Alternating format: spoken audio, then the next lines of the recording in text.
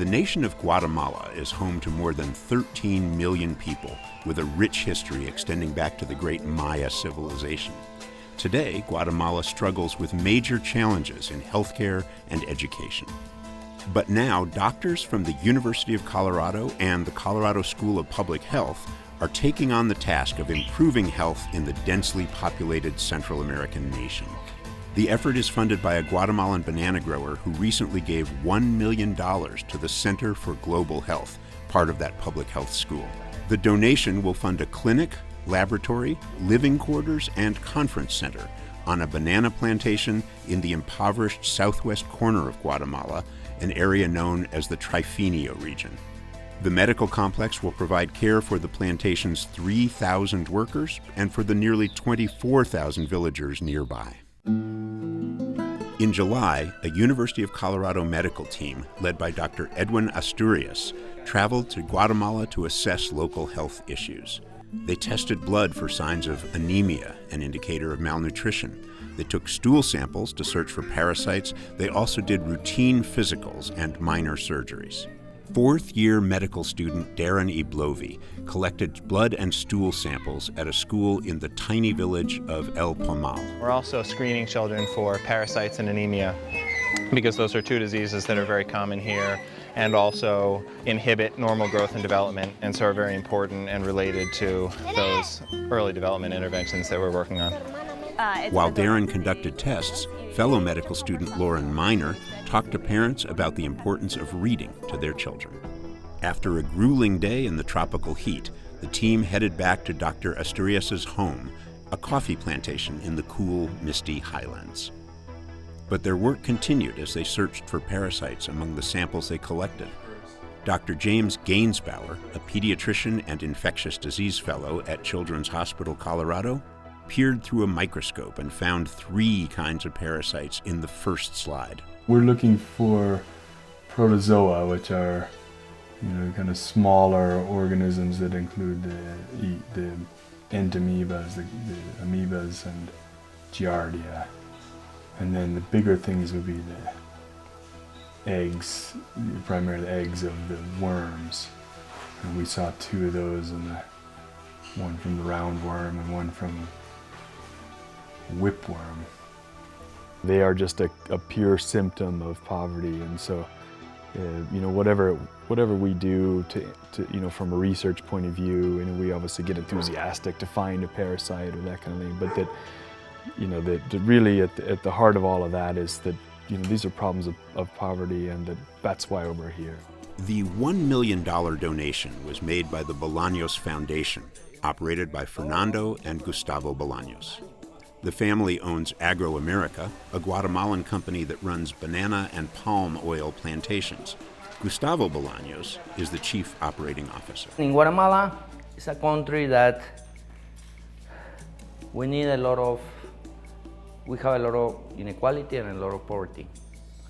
The government hasn't been able to really cover the basic needs of the population.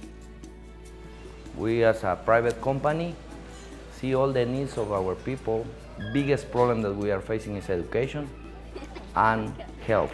At the moment, what we are trying to do is by next year, to build infrastructure to be able to have clinics and staff from the University of Colorado to come here and to help to these people. We are very good at what we do in this agriculture business. But we have no experience on helping hospitals or clinics or whatever. So we need to have a partner. This plantation worker welcomes a long-term CU medical presence to handle the health problems of workers and residents. I think that there are many people here that are excited and waiting for the health clinic that will use it. When my children get sick, we take them to the nearest health clinic, but they often don't have the medicine that we need. Right now, the 10-acre parcel of land where the new complex will be built is empty. CU Denver's College of Architecture and Planning has helped design Phase 1 of the facility. So we're looking here at the 10-acre land that has been set aside by the Foundation Bolaños to develop the CU Global Health and human development side. So you can see it extends about 2 acres down where those trees are, and back where you see a lot of the palm oil trees now in the background. So we think that this is the right place where the University of Colorado and Children's can extend their objective of sort of reaching out to communities that are vulnerable and with a lot of need. This family illustrates the challenges facing healthcare workers.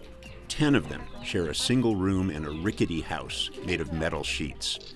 Their floor is dirt, and they use contaminated well and river water to wash themselves, their dishes, and their clothing. Ducks, chickens, and turkeys wander the house, defecating on the floors. The children run around in bare feet. Fernando Bolaños is CEO of Agro-America. His father grew up poor and urged his children to never forget the plight of those in poverty. Even though the low level of education that we have, they're very smart, they're very appreciative, they're very hardworking, but we have to provide them or help them get the tools that they need to come out of this cycle of poverty. Edwin Asturias, a pediatrician, was born in Guatemala. He spent much of his youth on his family's coffee plantation in the highlands, about an hour from the banana plantation.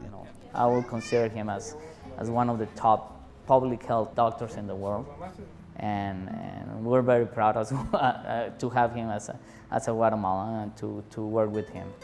He is now director for Latin America at the Center for Global Health at the Colorado School of Public Health. We were looking for a place that we could actually bring our expertise in health to be delivered for populations in need. Not coming with predetermined ideas of what to do, but exploring from the community what are their needs. The next morning, in the village of El Troje, a screaming 8-year-old boy with a bloody gash in his head was brought to a school where the team was working. The boy had been playing soccer when he was injured. Dr. Asturias and Lauren Miner laid him on a desk and began putting 12 stitches in the wound. When they finished, the boy's apprehensive mother asked how much she owed. Dr. Asturias replied, absolutely nothing. The CU team worked hard in often difficult situations. The weather was hot and humid, and the extreme poverty often overwhelming. Yet despite that, they came away energized about their work, the people they met, and the future. What struck me the most, and it continues to amaze me, is this sense of community that these families have. It just really helps you connect with these people on a more personal level and helps to understand that what you're doing has a purpose and has a deeper meaning. It really kind of inspires me to come back.